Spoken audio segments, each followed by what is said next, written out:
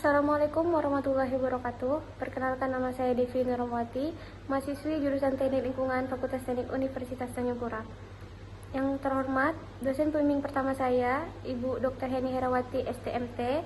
Dosen pembimbing kedua saya, Ibu Oci Saziati, SSI, MSc. Yang saya hormati, dosen penguji yang pertama saya, Bapak Dr. Aji Ali Akbar, MSI. Dosen penguji kedua saya, Bapak Dr. Robi Irsan, STMSI.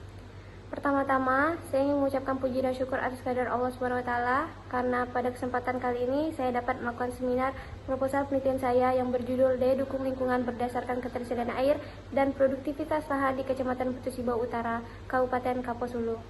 Adapun poin-poin yang akan saya sampaikan kali ini yaitu yang pertama, latar belakang, yang kedua, tujuan penelitian, yang ketiga, batasan masalah, yang keempat, lokasi penelitian, yang kelima, metode pengumpulan data, yang keenam, tahap analisis data, yang ketujuh, diagram alir penelitian. Yang pertama, yaitu latar belakang. Seiring dengan bertambahnya jumlah penduduk, maka jumlah kebutuhan hidup yang harus dipenuhi juga semakin besar. Hal ini sangat berdampak pada peningkatan kebutuhan akan lahan untuk memenuhi pangan dan juga salah satunya kebutuhan hidup yang utama, yaitu kebutuhan akan air bersih, yang dibutuhkan untuk keberlangsungan kehidupan makhluk hidup, khususnya manusia. Hal ini sangat mempengaruhi daya dukung lahan dan air pada suatu wilayah. Jumlah penduduk yang semakin meningkat dan aktivitas pembangunan yang dilakukan banyak menyita fungsi lahan pertanian untuk penghasilan bahan makanan dengan pemanfaatan lain seperti perkantoran, perumahan, dan lainnya. Kecamatan Putusibau Utara merupakan ibu kota kabupaten yang terus mengalami peningkatan jumlah penduduk, sekaligus pusat perkantoran dan perekonomian di Kabupaten Kapuas Hulu, sehingga hal tersebut mengakibat kemampuan lahan pertanian untuk memenuhi kebutuhan makanan bagi penduduk akan semakin berkurang dan ketersediaan air dapat berdampak negatif. Pada umumnya, kenaikan kepadatan penduduk mengakibatkan terjadi penurunan daya dukung lingkungan. Oleh karena itu, perlu adanya suatu pengendalian dalam upaya pelestarian daya dukung lingkungan. Maka dari itu, dilakukanlah penelitian mengenai daya dukung lingkungan berdasarkan uraian yang telah saya sampaikan dengan mengacu pada Peraturan Menteri Negara Lingkungan Hidup Nomor 17 Tahun 2009 tentang pedoman penentuan daya dukung lingkungan hidup dalam penataan ruang wilayah. Adapun tujuan penelitian saya, yang pertama, mengidentifikasi ketersediaan dan kebutuhan air di Kecamatan Putusibau Utara, mengidentifikasi ketersediaan dan kebutuhan lahan di Kecamatan Putusibau Utara.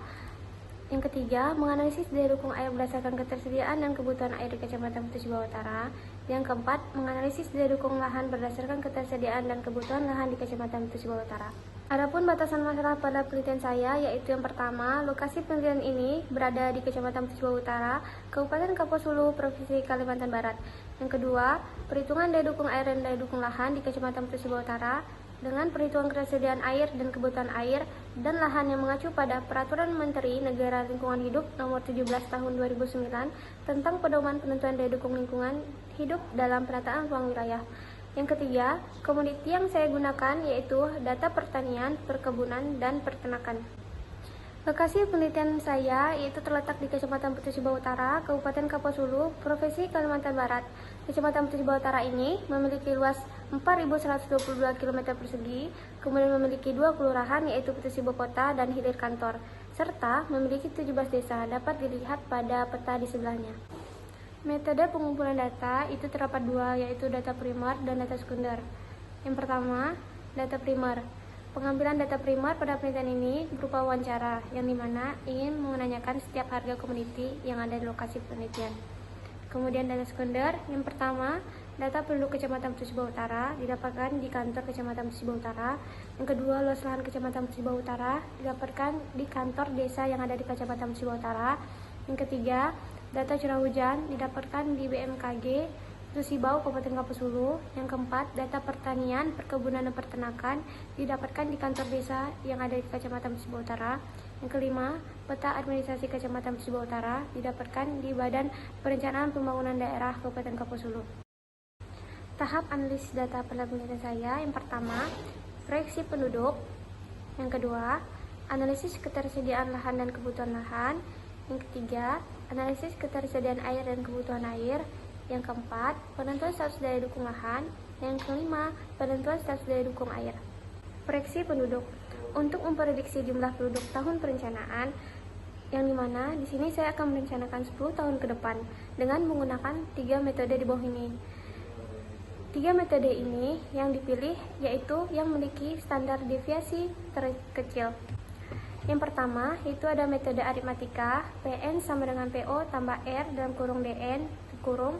Yang kedua metode geometri, PN sama dengan PO dalam kurung 1 tambah R kurung pangkat DN. Yang ketiga yaitu metode least square dengan rumus PN sama dengan A tambah dalam kurung B kali N kurung. Untuk mencari nilai A dapat menggunakan persamaan A dan B. Dapat dilihat rumus A yaitu sigma Y dibagi N, dan yang B sigma XY dibagi sigma X pangkat 2.